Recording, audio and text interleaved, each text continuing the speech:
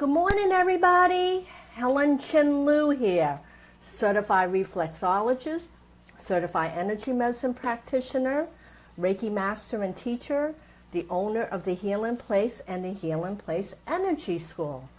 How are you all doing today?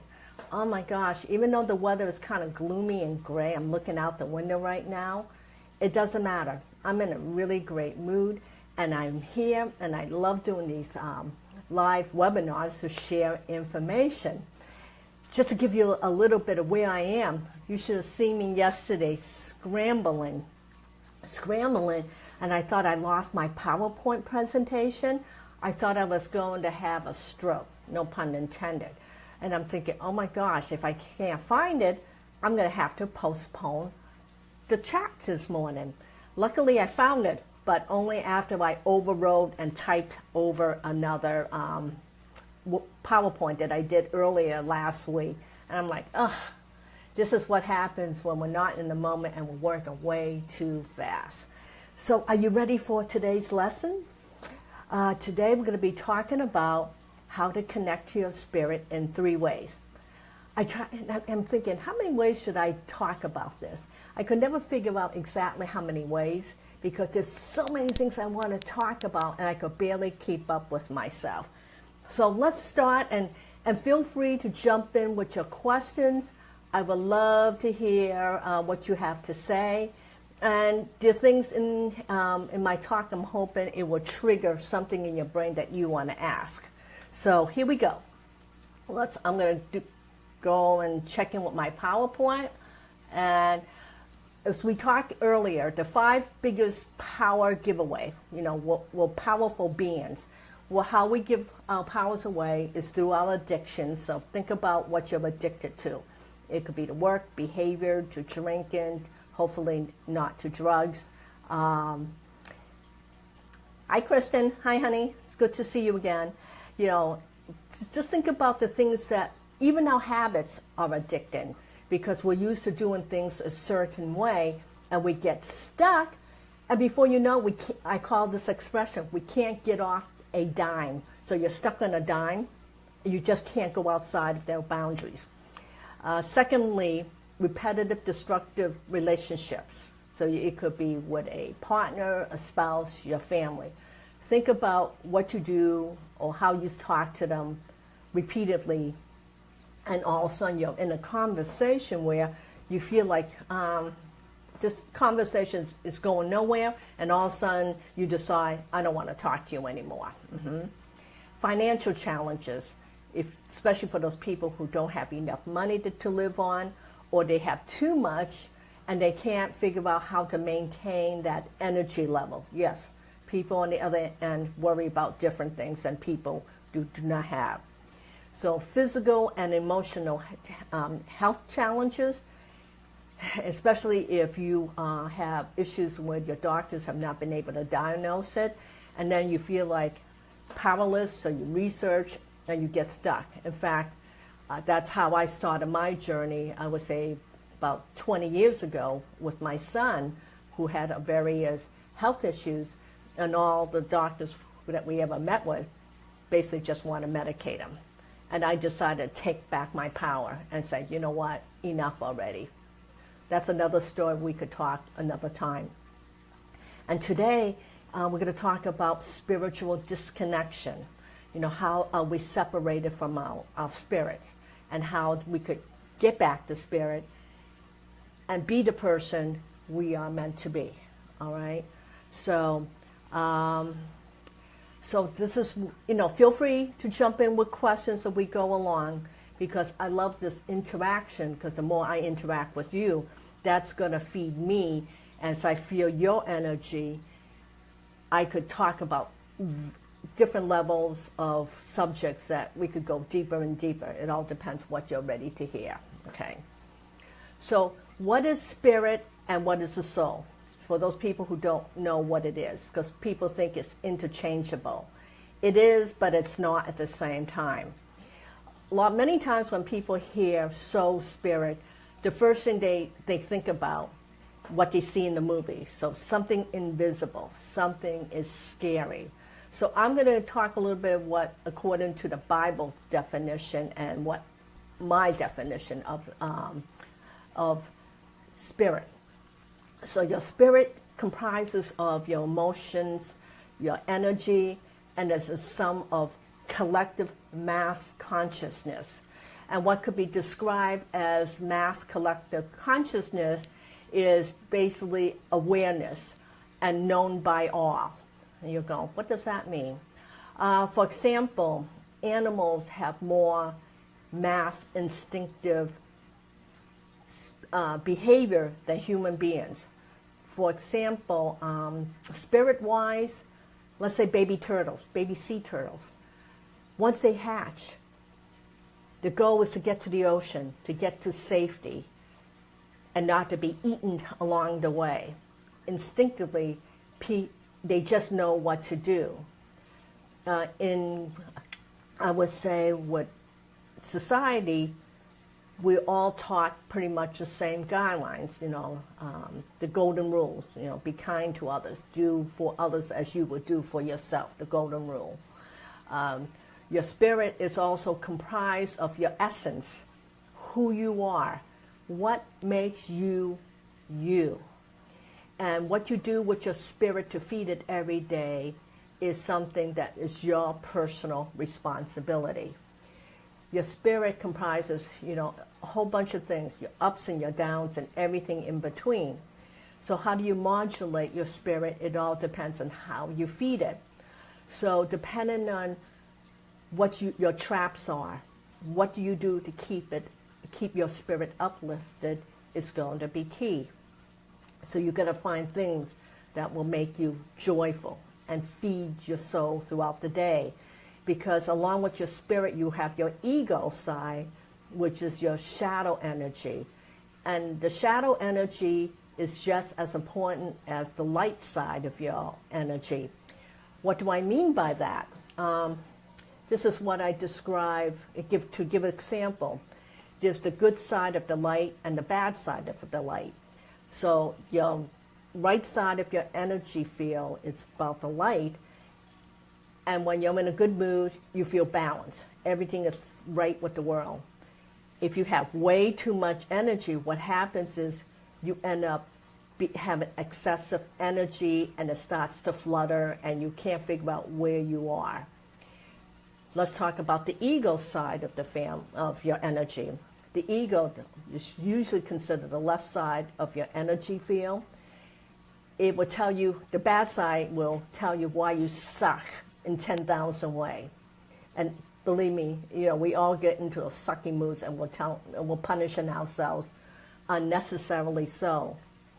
The good side of the dark will, if you have something pressing, this timelines, things that you need to do, the dark side of your energy would pressure you to get to the point and help you to finalize your plans.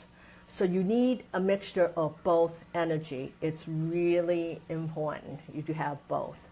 In fact, I talk more about this in my class that I've established, Chakra 101, Know Your Energy.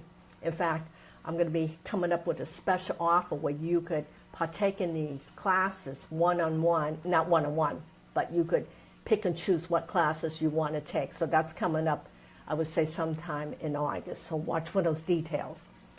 Let's talk about the soul. The soul is made of spirit and material. It doesn't necessarily have a location in your body. It doesn't live anywhere. It lives everywhere, but in no one particular place. Isn't that kind of cool? Your soul is created at conception. The second that you've been created, and your soul can live, this is my philosophy, from lifetime to lifetime. And every time you live a life, your soul learns new skills, new traits, have new experiences that eventually working towards becoming a mature or old soul. So your soul is the truth of who you are. You could fool other people, but you can't fool yourself. Okay? And once you pass on on death, your soul departs from you, and eventually, if you choose to be reborn. I mean, I could talk about that subject on and on and on. These are things I just love to talk about. And, again, hi, Dawn. Feel free to ask questions because I really want you to be uplifted. I want you to get something out of this and to feed your spirit, because this is all about feeling good as much as you can so you can override your difficult times. And if you have a strong, healthy spirit, I'll tell you, that's going to get you past 50% of the stuff that you go through every single day. So I hope that's kind of like a clear definition.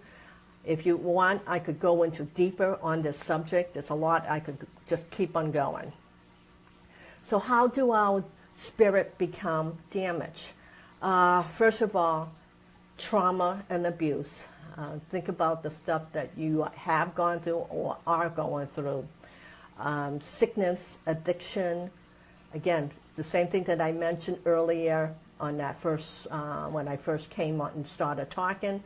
Repetitive, destructive behavior, abusive relationships, negativity that's been stored in you, not protecting your energy field. In other words, you're letting all those energy vampires get in. Again, that's another topic for another talk. What are your beliefs? This is really key because your beliefs are really ingrained on a cellular level. Unforgiveness. Who do you need to forgive? Most of the time we need to forgive ourselves. Yes, we need to forgive ourselves for thinking what we think, especially if we feel trapped and we feel like we don't deserve anything that's better. All right? You got to stop this. You got to really stop. Betrayal. So think about who has betrayed you. Death of a loved one. As children, our spirit becomes damaged.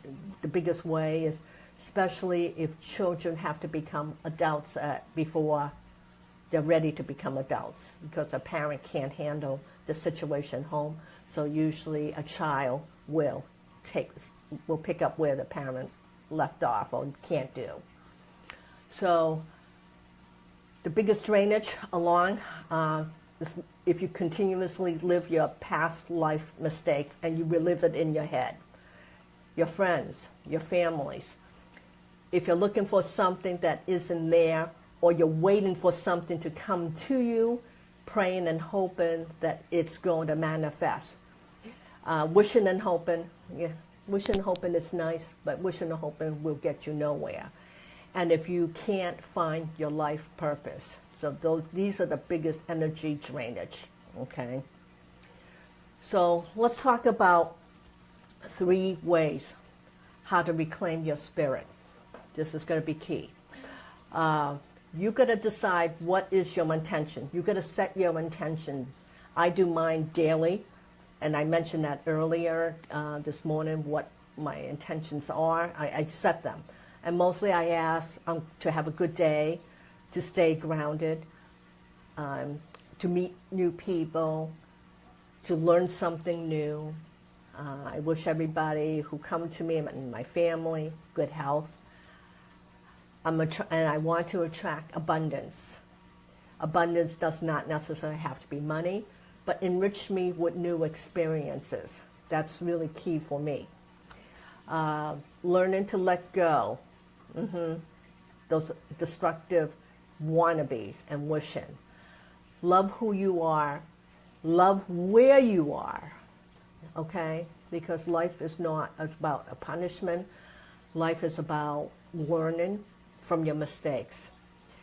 Learning to make a decision and go with it.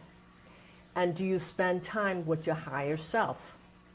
Your higher self, it could be your connection with God. Whoever you talk to the other side. One of the things that I love to tell people, you don't have to stay where you are. You can make that decision. Only you can make that decision where you are. Is it difficult? Yes, it is. I mean, I've been on my personal journey now for, I would say, 15 years. I have more good days than off days. Do I fall off the track sometime? Yes, I do. But the point is, I get up. You've got to get up. Continuously get up. Because if you don't, the ditch becomes your permanent home, and that sucks too, okay? So learning to find inner peace is key. Outer peace is good, but the inner peace is the glue of you, all right? Inner peace. So you got to find what makes you happy. You know, stop giving away your powers. Learn to forgive yourself or anybody else. Gratitude. What's your list of gratitude? I'm just so grateful that I'm able to do these live chats, and I'm getting better at it, and I'm feeling really comfortable being able to share this knowledge with you. So what I like to do, 3 things that I really like to do to reconnect to my spirit. I could go into the American natives, what they do, if you know, their philosophy is all about the spirit. If your spirit dies, it's all about gaining your spirit again and finding your spirit. I have studied a little bit of shaman medicine, and learning how to retrieve your soul is important, your spirit and your soul. I'll probably do another talk about this, just retrieving your spirit. So what to do? My favorite thing is I like to be out in nature. That helps to ground me, especially if I get too crazy and I feel so energetically depleted. I put my back against the tree and I talk to the trees. I just love doing that. I don't do it enough because I'm hurrying from moment to moment, but coming back when I spend my 2 hours of me time, it's always working towards reconnecting to my spirit so I can be the very best I can. Journaling. I find journaling is very helpful. You could put a lot of your anger, and once the anger is written, you could do a fire ceremony. In fact, next week that will be one of my topics on how to do a fire ceremony to release negativity or just something that you want to manifest in your life. I use a fire ceremony quite frequently to bring in what I'm looking for in my life. And do a soul connection meditation, all right? Sitting quietly and meditating. Will you feel, you're going to feel a whole bunch of range of emotions. You have to honor the process. Whatever comes up, you need to let it come up. Because more times than not, we push down our emotions and we end up getting stuck somewhere in our body. And this type of emotion doesn't serve you any purpose. All it does is keep you small, keep you in pain.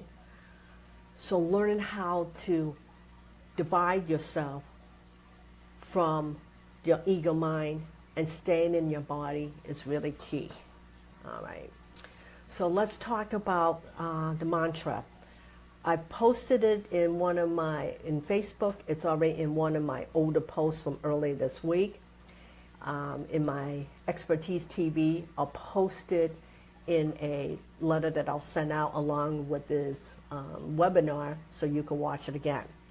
So I call this Spirit Connecting Mantra.